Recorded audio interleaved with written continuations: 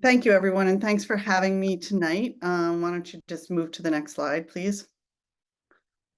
So just a little bit about me and framing who I am so you understand it. I also had a child with a rare disease, Sanfilippo syndrome, and unfortunately, he passed away 10 years ago. And it was at that point that I came to work for Courageous Parents Network. And much of what I'm going to tell you today is informed not only by my own personal experience, but some of the feedback and information that I've learned in my 10 years working for Courageous Parents Network. Next slide, please. So we've all had those moments where we really just don't know how to respond to something that somebody asks. Even the simplest questions in our lives, like "How are you?" can feel very loaded. And it can feel at times like a struggle to come up with an answer that feels right to us and still works in the outside world. And sometimes it's not a question even, sometimes it's a comment that other people make. And we know these comments are well-intended, but still we feel that burden of trying to produce some response that seems appropriate. Additionally, and next slide, please. Sometimes it's not actually what people say. People can speak a lot with their eyes and their actions, and it's about how they act towards you or your child. And you wonder if you should respond or make some suggestion to them about what's going on. I can remember one time on the playground, as honestly, Ben's physical capabilities were diminishing, and I was challenging him to still try his best at simple, childhood activities like climbing up the swing set or, the slide at the playground. And another child was looking at my son and wondering, I'm sure, and his mother was looking at me and expecting, I think, something from me. And what I really wanted them to see in that day was that my son was trying as hard as he could to have fun and succeed just like any other kid. And I didn't make a response that day, and I walked away feeling defeated because of it. And I'm sure all of you can relate to that.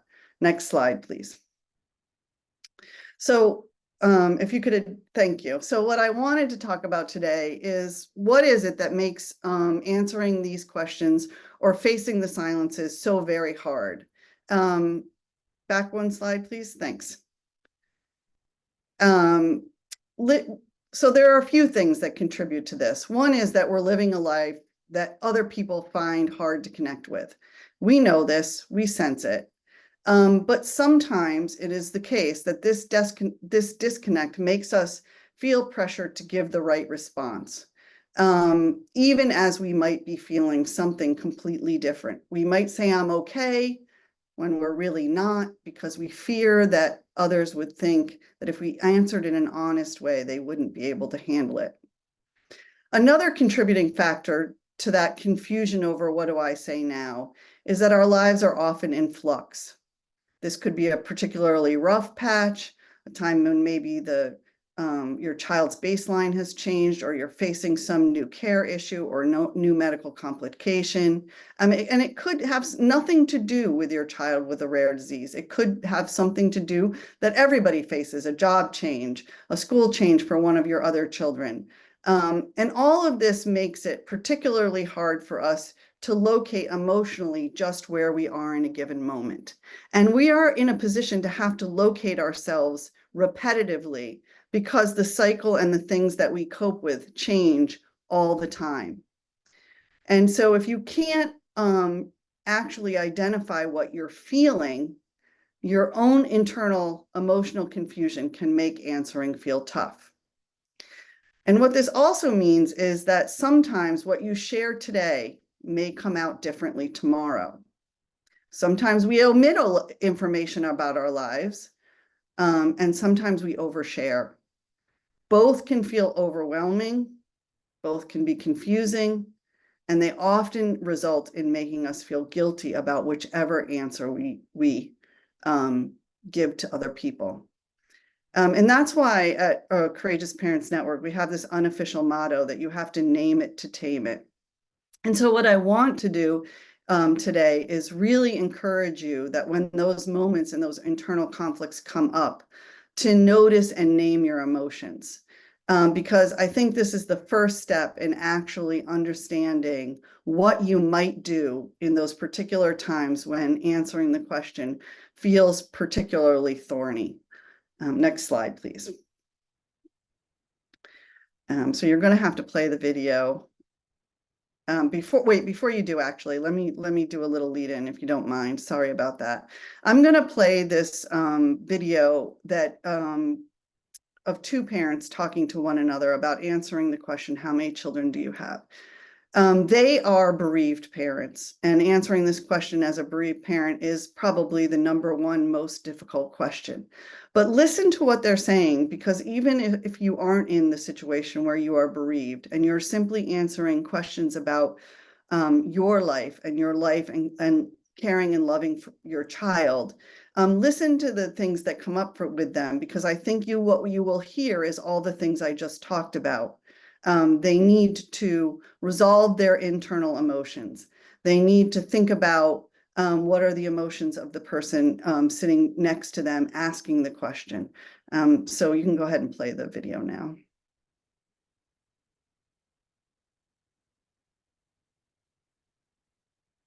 We were at the playground once and this woman asked us how many kids we had, and Ben said 2 at the same moment that I said 4. And so she was very confused. And then I winked at her. And I think, you make split second decisions when somebody asks you how many kids you have. I mean, it's the most common question you get asked, other than what do you do for work. We And both just solved that riddle too. When I say we both just agreed, because it always happens and we have this weird pause, like you go, no, you go. You tell how them many? you were What's wrong. the number? But so it's 4. It's 4. It's but 4. You don't. I've caught her doing it too. You run into people and you sell out. Yeah. You sell out because you're like, it's easy to say 2 because I'm gonna say 4, and then you're gonna see 2, and you're gonna ask me, where's the other 2? Mm-hmm. And it's just life. So I've become very comfortable with 4. Here's why. Like, let's get this right out of the way. Let me ruin your day a little. I think too, it's disarming for people because I just say it. Like, we were at dance class the other night, and the ladies at dance know, and there was a new woman, and I knew she was like, "What do you do?" And I was like, "I stay home. I'm a stay-home mom." And she was like, "Oh, how many kids do you have?" And I said 4. And she has a brain, she can count, and she was like, "Oh, there's only 2 of them here. Where are the other 2?" And I was like, "They're dead." But she couldn't hear me. Yeah. She couldn't hear me because Wilbur was running around, and I had to yell again. I was like, "They're dead!" And she was like, "Oh my God." And I was like, "I'm really Those sorry. moments come I don't up need to yell." quite often. But I think it's the truth for me. Like, as the person that knit those people together inside of me, like, I'm calling dibs on that. I am allowed to say 4, and I'm sorry if it ruins your day, but that's my personal choice because I did the work. Like, I carried them for 10 months. Like, okay, you advance the slide, please.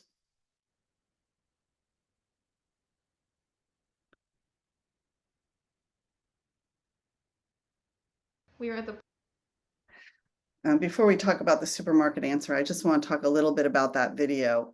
So you see so many of the things that I mentioned. You see Ben and Allison trying to figure out how they simultaneously have to worry about what their truth is. You hear Allison say, it's okay to give the answer that you want to give in this moment, the permission to feel the freedom and to own it and to know that it's yours.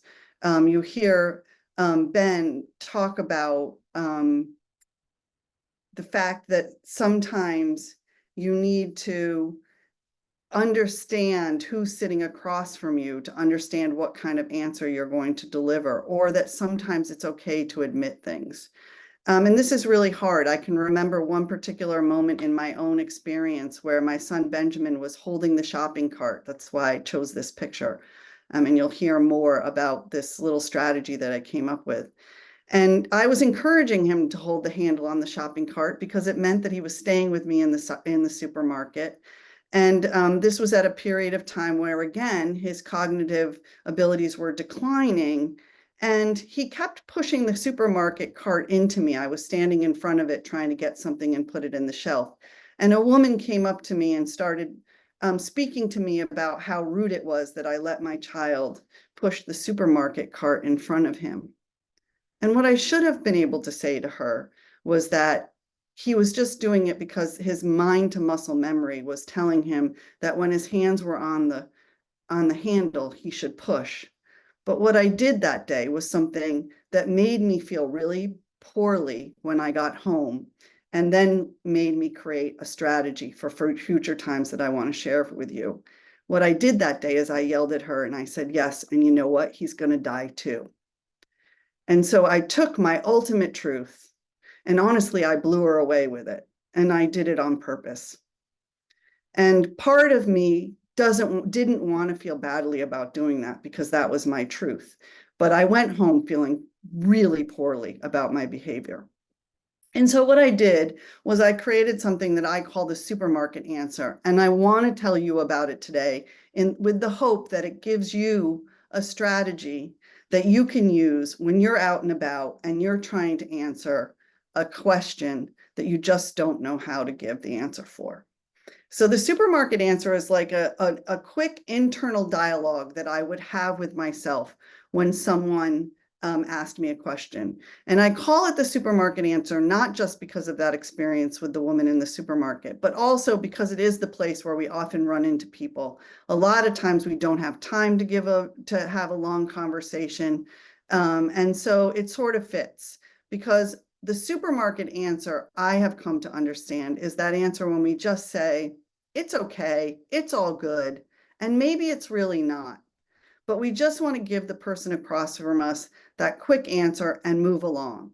So how do I come up with my internal questions that I talk about when I decide, am I going to give this person in front of me the supermarket answer, or am I going to tell them the real deal? So one of the things that I do is I ask myself, how invested is this person across from me in my truth?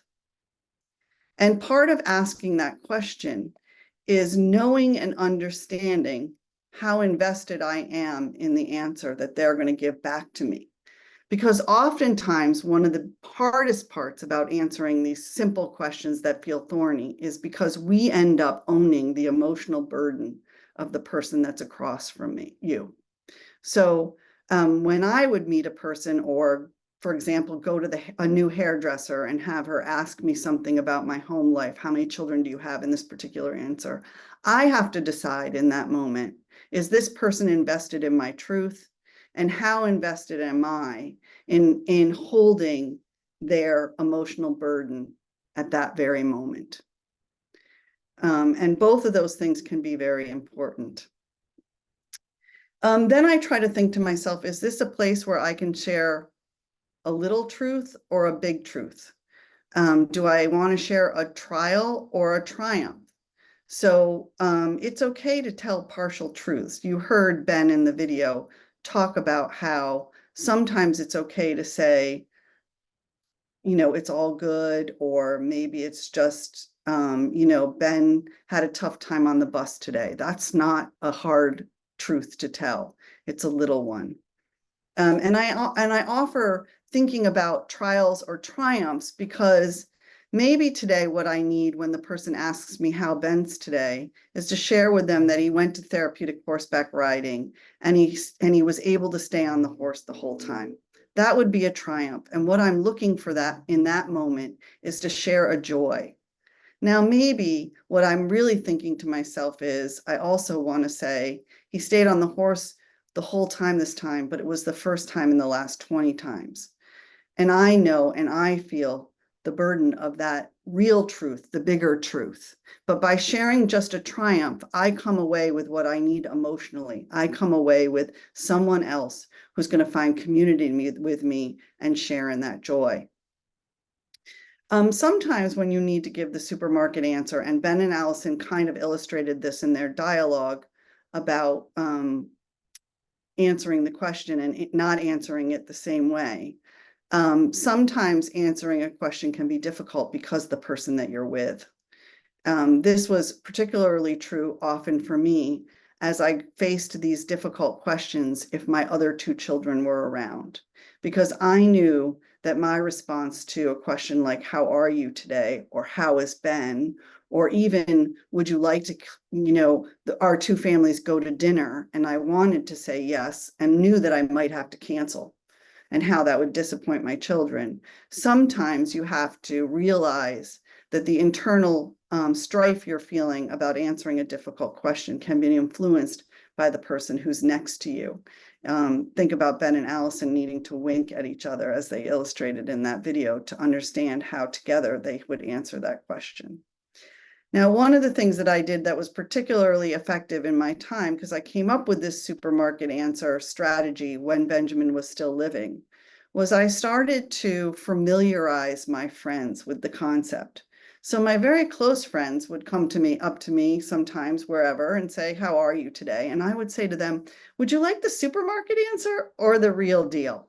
And they would say, what's the supermarket answer? And I would say to them, that's the answer I give somebody when I don't really know if I'm up for or they're up for the truth about this. Could be a loaded question. It could be that you ask me how it's been today and I say, he fell down 6 times and we had to make a trip to the ER. And that person might not want to hold that answer. And so I would familiarize this with them. And what ended up happening as a result of this is that many of my friends, even some of my closest friends, could say to me back, today I can only handle the supermarket answer, Jennifer. Tomorrow, maybe we can talk about the truth. And when they said that to me, I felt more validated and I felt more comfortable the next time that I needed to bring them or answer the question in a way that might not be as easy to hear or for them to receive. And so I hope that in sharing this sort of internal strategy that you might practice yourself, that answering some of those more difficult questions will become just a little bit easier. Next slide, please. Of course, another really good way to understand how to answer simple questions that feel thorny is to rely on one another. You together in this community are all here, and there's no one better to listen to than a parent who sits in your same shoes. So talk about it as a community. Ask yourselves, one another, how do you answer when people say, how are you? Or how do you answer when they ask about your child, or when they look at you differently on the playground or in the supermarket? Hear what other parents have to say. I love our videos on Courageous Parents Network because what they allow you to do is listen to another parent in a similar circumstance. See if that parent's philosophy sort of agrees with you or doesn't agree with you. Turn it off if it doesn't. Turn on the next video. Try on the different hats that CPN's family voices can bring you until you find the one that gives you the internal confidence to face some of those more difficult questions. Next slide. So where you do that is here at Courageous Parents Network. And this is just a little glimpse into some of the resources that we have here. But I wanted to show this screen mostly because Courageous Parents Network does have a feature on it called Bundle and Share. And it allows you from the phone app to directly share something from one of our resources. And I have in the past sent friends a video from our website and simply said to them, could you please watch this 2-minute video and listen to this mother talk? It is how I'm feeling. I just don't know how to tell you. So that when you ask these questions about what's going on in my life, this mom is sharing how I want to respond to you, but I just don't know how. And it can open a dialogue. I've done this with my husband. I've done it with friends. I've actually done it with a lot of family members because sometimes it's the people that you think are going to be closest with us that make answering those questions the most difficult. And so I also wanted to offer it to you as a strategy to help you learn how to answer some of those difficult questions. Next slide, please. So I want to sort of wrap up a little bit today and to tell you that really the best answer in any one of these circumstances is the one that meets your needs, not the needs of the person sitting across from you. Because the real truth is that it's your story to tell. It's your answer to give, however you want to tell it. And if one day it means telling it one way, and because the circumstance or your internal feelings are different the next day, it means you answer it differently the next day. You need to not beat yourself up about it, because what I say now is really rooted in your own identity and your story and how you share it. The answers that you will give will change as your child's life progresses or some circumstance in your own life changes. But if you start to listen to those internal feelings and ask yourself those internal questions like, what am I emotionally up for today? Am I ready to receive the burden of the other people's emotions if I answer with the full truth? And thinking about all of that internally will make you more comfortable as you go out into the world and try to face what are simple questions, but in our world are really, really can be loaded. So I hope I've given you some strategies to face answering those difficult questions. I wish I had a silver bullet that would make it easier or could be there to, battle it out with you when they feel thorny. But I appreciate you giving me the opportunity to share my supermarket strategy with you today and to just sort of bring the conversation forward.